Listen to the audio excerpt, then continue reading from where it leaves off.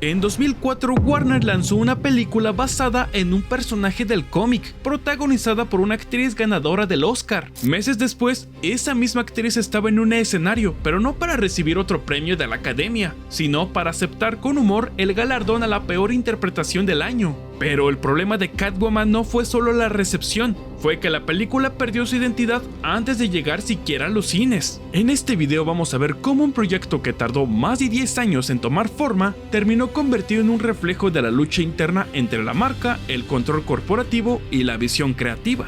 Para entender cómo llegamos hasta Catwoman hay que retroceder más de una década. En 1992 se estrenó Batman Returns. La película dividió opiniones, sí, pero todos coincidían en algo: la Catwoman de Michelle Pfeiffer se robaba la pantalla. El estudio lo notó de inmediato. La idea de un spin-off con Pfeiffer volvió a sonar fuerte. Tim Burton seguía como posible director y Daniel Waters, el guionista de Returns, entregó un borrador en 1995, pero el proyecto nunca arrancó.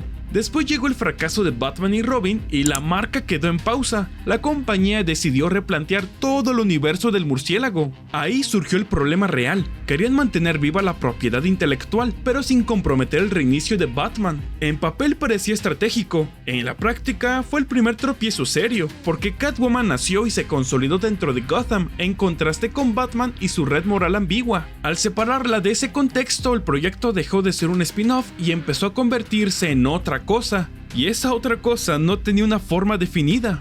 A finales de los 90 y principios de los 2000, el proyecto seguía vivo, pero cada vez más inestable. Sonaban nombres para protagonizarla. Ashley Judd estuvo vinculada durante meses. Nicole Kidman recibió una oferta que nunca aceptó, y aún así cada vez que parecía avanzar volvía a frenarse. El estudio tenía algo claro: Batman iba a reiniciarse y no querían que nada afectara ese nuevo comienzo, así que decidieron empezar desde otro lado, separar por completo al personaje de su origen. Ya no sería Selina Kyle, no habría menciones a Batman y Gotham quedaba fuera de la ecuación. Así llegó Patience Phillips, un personaje nuevo en una historia que no tenía nada que ver con lo que hacía especial a Catwoman.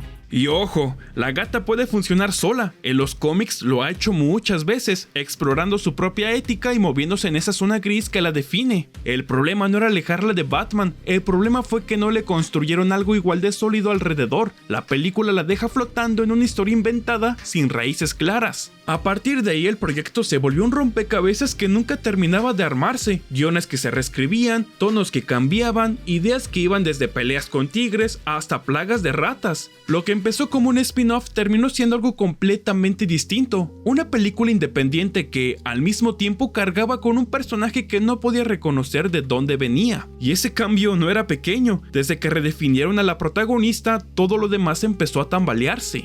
Después de años de idas y vueltas, el proyecto por fin arrancó. Halle Berry fue confirmada como protagonista y el director elegido fue Pitof, un cineasta francés más conocido por sus efectos visuales que por grandes producciones en Hollywood. La elección llamó la atención. Berry venía de ganar el Oscar por Monster Ball y ahora se lanzaba un papel que dependía mucho del estilo visual y el CGI. Pitof quería que todo se viera impactante, casi exageradamente estilizado. El problema era que mientras eso se definía, la historia seguía cambiando. Escenas que se reescribían sobre la marcha, diálogos que se ajustaban en el set, un tono que un día parecía serio y al siguiente rozaba lo exagerado. No había una visión clara, la película se estaba armando mientras ya se rodaba, y eso empezó a notarse. Los primeros cortes no encajaban, había escenas incompletas, momentos que generaban más confusión que tensión. La solución fue volver a filmar. Se hicieron regrabaciones hasta un mes antes del estreno, se añadieron escenas, ajustaron diálogos y hasta se cambió el final. Incluso la relación entre Patience y Tom pasó de un cierre ligero, casi romántico, a algo más oscuro y abierto.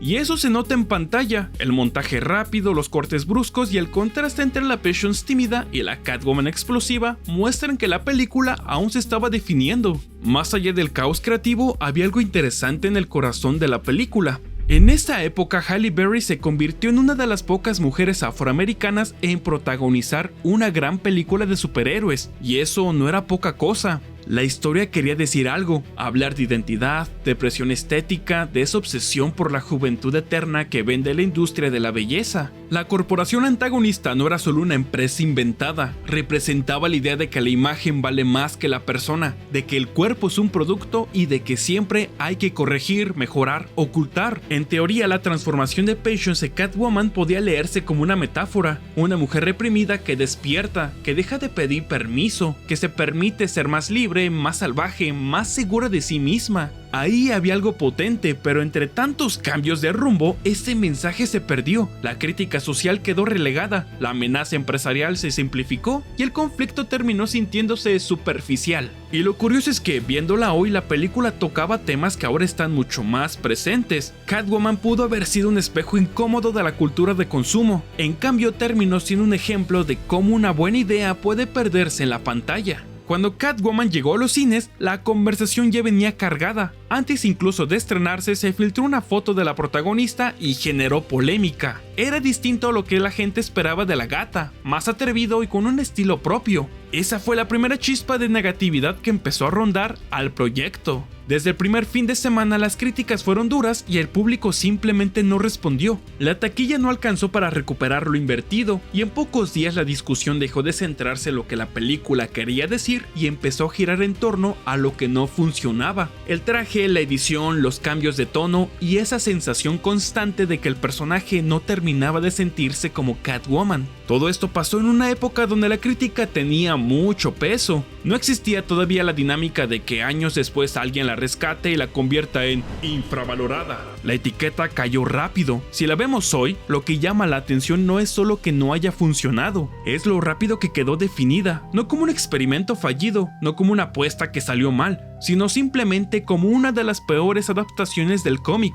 Al final, Catwoman nunca supo qué quería hacer. Había ideas, había un personaje con presencia, pero nada terminó de encajar. Ni todo el dinero ni el tiempo que le dedicaron pudieron sostenerla. Se quedó a medio camino y eso es lo que se siente cuando la ves. Y si quieres conocer otra versión de la gata que nunca llegó a la pantalla, échale un vistazo al siguiente video, donde analizamos cómo pudo haber sido la historia con Michelle Pfeiffer como la protagonista. Nos vemos en la próxima, a la misma batihora, por el mismo Baticanal.